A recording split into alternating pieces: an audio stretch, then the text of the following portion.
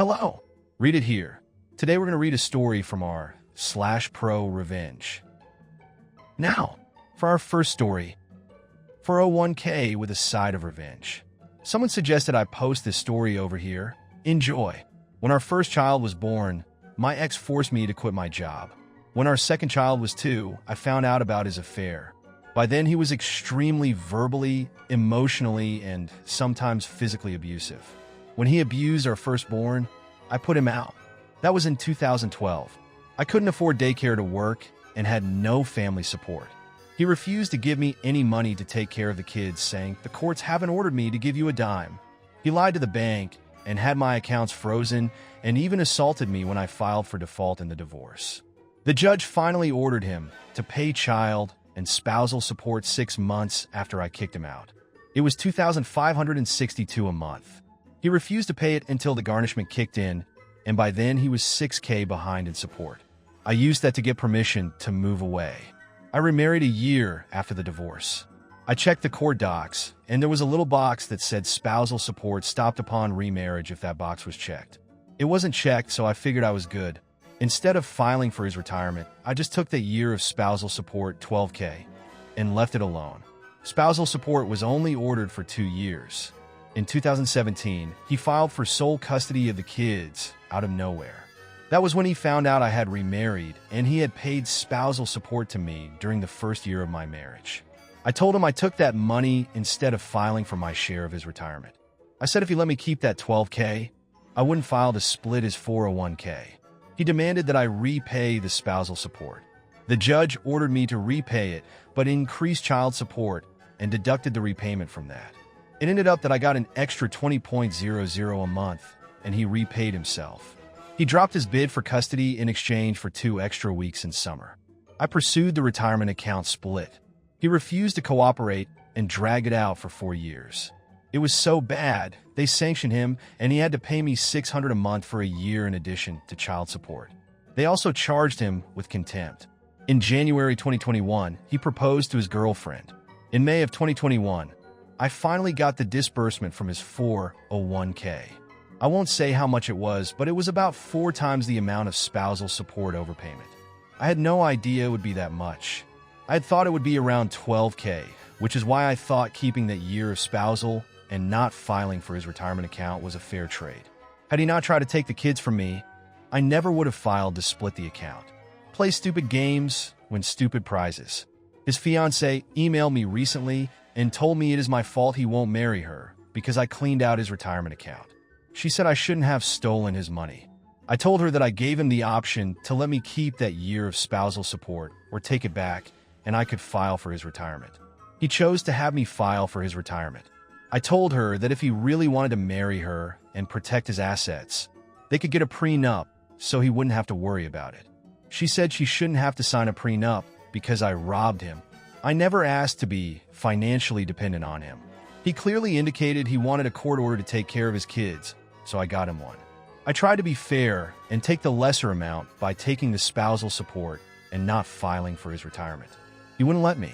In summary, my ex refused to pay me until support orders dropped, refused to pay until they revoked his license, tried to get me in trouble for accepting spousal support overpayment, and in the end it cost him a lot of money out of his 401k. Let's hear from the comment section.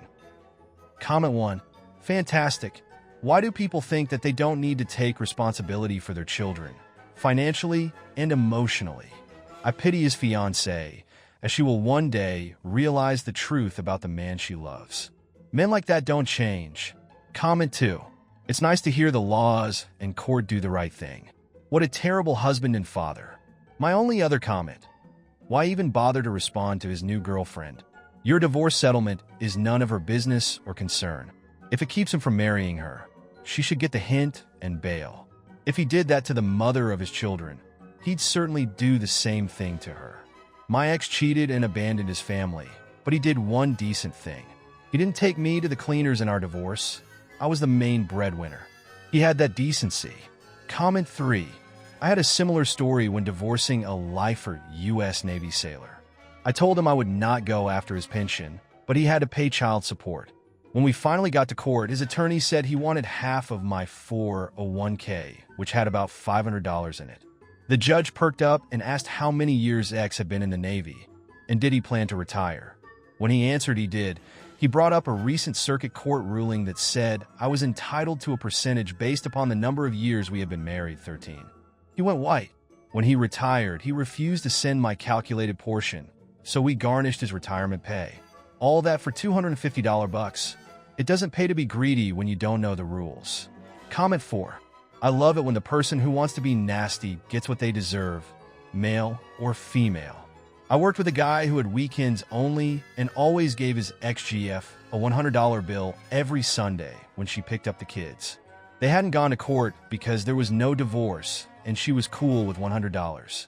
Until she wasn't. She took him to court and the judgment was for $80 a week. In the early 90s, $20 a week would make a big difference in what you could buy. Hoisted by her own petard. Now, for our second story. Fired from my job, but received a year's worth of pay and got my boss fired. This happened in the early 2010s, before the advancement of technology in video editing and content creation. I was hired as a content creator for a university that wanted to leverage YouTube to kickstart their branding campaign. The pay was low, roughly $2,200 US. And in those days, there were not that many video content creators around, and the process usually took a long time from start to finish.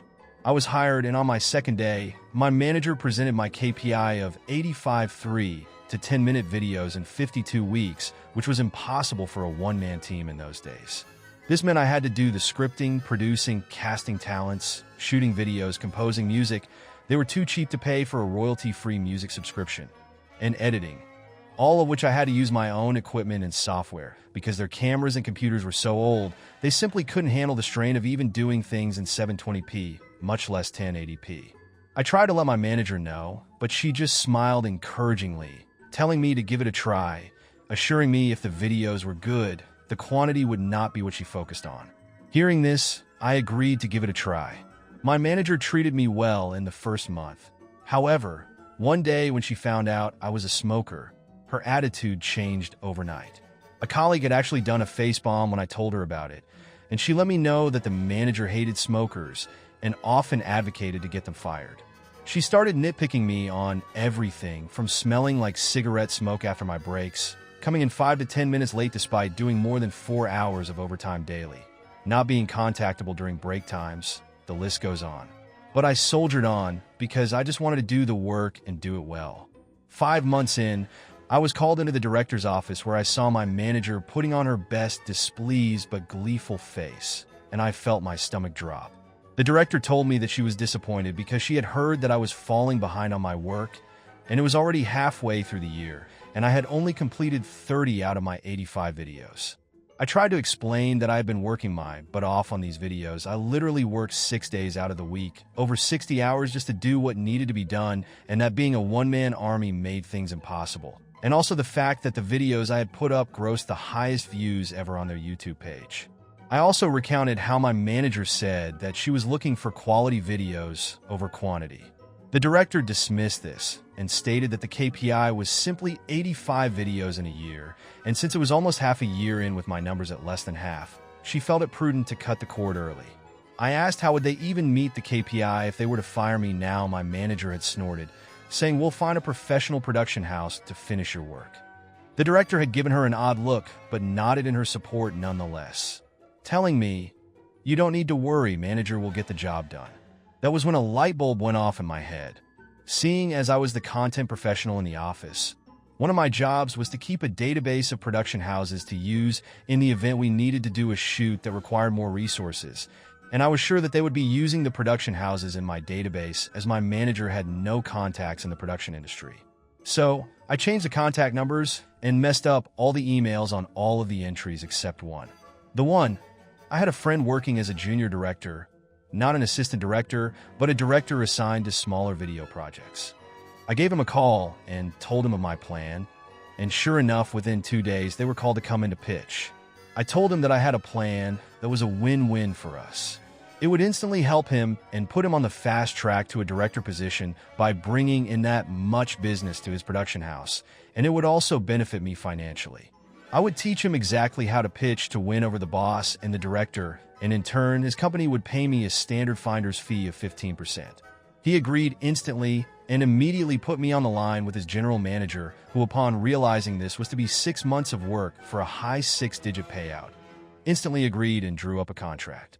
As it turns out, after I gave them a metaphorical step-by-step playbook, they were the perfect fit, somehow understanding the needs and style of the university, as well as the sort of themes the university wanted to feature. The director and my former boss were amazed that my friend's production house was so familiar with their content that they signed them up on the spot. Now, even back then, using a production house back then was not cheap. Each video that they produced could cost double to triple my monthly salary, given that they had specialized people for each function: producer, director of photography, gaffer, sound person, video editor, assistant director, production assistants, etc. But this meant that they could complete a video every 2 to 3 days. So yes, they produced 50 videos in a span of 4 months for over 100 months of my salary, and I sat back and collected the healthy 15%, which was about 15 months of my salary. This allowed me to put money aside for a holiday and the rest to further my studies with a respected film school overseas.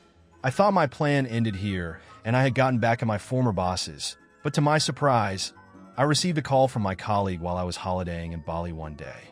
This was the same colleague who had face-bombed when I told her that my manager had found out that I was a smoker. She told me that my former manager had been fired and my director given a massive blasting by the chancellor of the university. The content creation project which I was hired for was only given a budget equating to about 1.5 years of my salary, and they had exceeded that budget by over 10 times.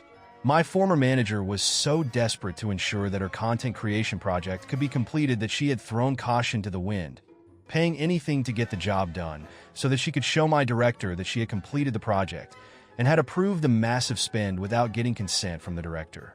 So that is how I got my friend a super fast promotion to a full director in his production house and a year of pay after getting unfairly fired from my job.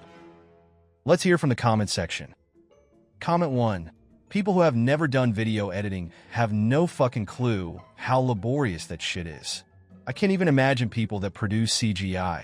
The disrespect that the creatives get from people who have never done those types of jobs is hard to believe. Also, it wasn't just editing. OP mentions they were also responsible for producing, shooting, casting, composing, and probably a whole bunch of other things. That's not a video editor, that's a whole production studio. Especially if they're asking for more than 1 video per week, that's a truly insane ask. Comment 2. Someone in my small town printed up 5x7 political flyers to plaster windshields downtown. They paid enough to get them printed on high-quality cardstock, but obviously didn't think it was valuable to hire a professional to design it. The whole thing reeked of, my daughter-in-law has a blog about her kids, and she'll do it for free. It was a PowerPoint nightmare of words with various font sizes, styles, and colors, with some emphasis on the horrible things their opponent was doing. No images, and curiously no mention of the name of the person running, just her pronouns used. It also had a big red "Learn more at our website," but didn't list a URL. Comment 3. I work for a company that feels they need to make a video for everything. There are teams who are like, we need to make a 2-minute video about X and need it completed and looking professional in a week. I always have to tell them 3 months minimum because they suck at reviewing and approving on a timely basis, not to mention that video development isn't magic. One team ended up buying licenses to an AI video creator and was like, look, we can make videos in an hour instead of months. Good for you and your creepy avatar thing. Glad you're now able to make more crappy video content that no one will watch because you share it once and claim success. Comment 4. I had a government job where I edited videos. It was overall easy work. Nothing fancy. Take 2 videos, splice them together, trim a little here and there, cut out some dead spaces, and put a bumper on the front and back. I became proficient. I had a rhythm and could church out content. At one point, I was brought into another team's meeting who needed my services. They told me what they needed, and I said it wouldn't be a problem. I talked to my immediate supervisor about it, so he could proof the work before I sent it over literally the same day. He said, "This is good work, but don't give it to them today. Wait 2 or 3 days." He went on to say they thought this is some black magic that has to be done and that our team are a bunch of magicians. Informing them how easy this is by turning it around this fast will ruin the illusion. I could still get credit for doing it faster than they thought without blowing our cover. That was a fun job. Now, for our third story. Landlord put me through 3 years of hell. My landlord was a terrible human being. Honestly, calling him a human is even pushing it. Just a few things he has done to me over the past 3 years. Stole my dryer and other household products that are in a common area. Made me pay for a plumbing repair which was deemed normal wear and tear. Tried breaking into my house. Retaliated against me because I went to my lawyer after he sent me a letter about a parking spot. He tried charging me an extra $150 per month. Mind you, I was never late for rent in 3 years, except for when he made me pay for the plumbing repair. So the next month I was a couple days late. The list goes on. Now this apartment was nowhere near nice. I found out the plumbing was illegal. He left me with a porch for years that has severe safety issues. The ceiling paint was always falling down. Gas heater was not up to code, and so on. I finally got my chance to leave after he wanted to raise my rent $500 per month. He will do anything and everything to get more money out of his tenants. So I called the building inspector 4 days before I left. I told him everything. The porch, when he finally replaced it, didn't have a permit and was definitely not up to code. I told him about the plumbing and the heater. I went on and on. The inspector came over the very next day. I saw him taking measurements. Each violation is a $500 per day fine until fixed. I honestly don't know what happened, but my God, did it feel good to finally get him back. He's at the very least on the town's radar. A week before I moved out, he tried telling me I needed to be out at a specific time. I never responded, and where I live, that's not how it works. He tried to threaten me with the police if I wasn't gone. Well, I went to the police myself that morning to warn them. The landlord did come by, threaten me, and harass me. I called the police. They informed him I was in the right. Long story short, he had broken into my apartment. I had left to go to storage. While I was gone, he nailed my doors shut. I told the police to get the supervisor because I was over being harassed by this guy. Go figure, he left before the supervisor could get there. I'm positive he knew he'd be arrested on site. Got the police report. They're charging him with a felony for breaking and entering. Fin plus à charge? Don't be a jerk to good people. Let's hear from the comment section. Comment 1. I had a landlord that threatened to evict us if our baby did not stop crying. In addition to a small discrimination settlement, I also got his unpermitted renovation of 1/2 of the building red tag by the building department. After we left, I ran into him. He was still an asshole. I made sure to tell him I called the building department. Watching his head almost explode was quite nice. Shitbird. I am looking to buy, but my current landlords don't even live in the state. I take care of any issues unless it is big. Much better here. Comment 2. More than 40 years ago, in military housing, 2nd floor. Had an infant just starting to crawl. Yeah, he didn't crawl, did that army elbow crawl thing across the floor. No carpeting, military housing, remember? The couple downstairs was a Marine with wife, work nights. Got a lot of banging on the ceiling, my floor. Finally, ran downstairs and invited him to see the noisemaker. He was sheepish, and I spent a lot of time trying to get toddler to crawl on all fours, or put him in walker to make it better. Sometimes moms can't really stop the noise. Darn, 65 years old now, and still feeling bad about it. Comment 3. I thought my last landlord was bad. Had ugly orange pipes installed, fire safety regulations. Told me they would paint them and fill in the excessive gaps in the wall. Nope. Tons of mice came through my closets. Caught 6 in one night. My dog appreciated them once in a while. Practiced her hunting with a real live squeak toy. Did not shovel and salt my stairs. Others were. Part of the lease. Slipped and fell on the concrete steps. Massive bruises. Yelled at me when I reported it. Should have sued. Finally said they would send someone over. Not to their job/salt steps, but to collect rent. Due the next day. And this is all the tip of the iceberg. Mine and bad, but nothing compared to Opie's story. Comment 4. When we left our last rented house, the landlord tried every trick in the book to keep our deposit. In the end, the letting agent told them they were lucky to have tenants like us. The house was spotless.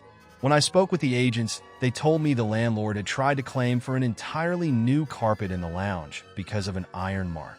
I pointed out that it was on the inventory for when we moved into the property, and she laughed out loud and said, "I'm so glad you told me that." She's a nightmare before telling me the full details. I'm a bit anally retentive when it comes to house cleaning, so I had left it cleaner than when we moved in. The oven was spotless, no exaggeration, it looked brand new. We had refreshed the paintwork in as close to the same colors as we could, and we had blitzed the garden from the ivy-choked mess it had been. It just goes to show that a good letting agent will protect tenants from the landlords when necessary. I know some renters treat the houses like trash, but we always viewed it as home and treated it properly regardless of whether we owned it. It felt really good to have the agents on our side, especially that they fought for us to get our deposit in full. Now, for our fourth story. I had a landlord who was pretty absent. I lived in this building, a high-rise, like 20 stories, for 10-plus years. He, despite living next door to me, was absent and cold personally, but cool enough. Rent was good. Our agreement was never bother him about anything unless it's an absolute emergency. Shower head wonky? Go buy a new one. Fridge breaks? Get it fixed, or do just buy a new one. Take it out of what you pay in rent.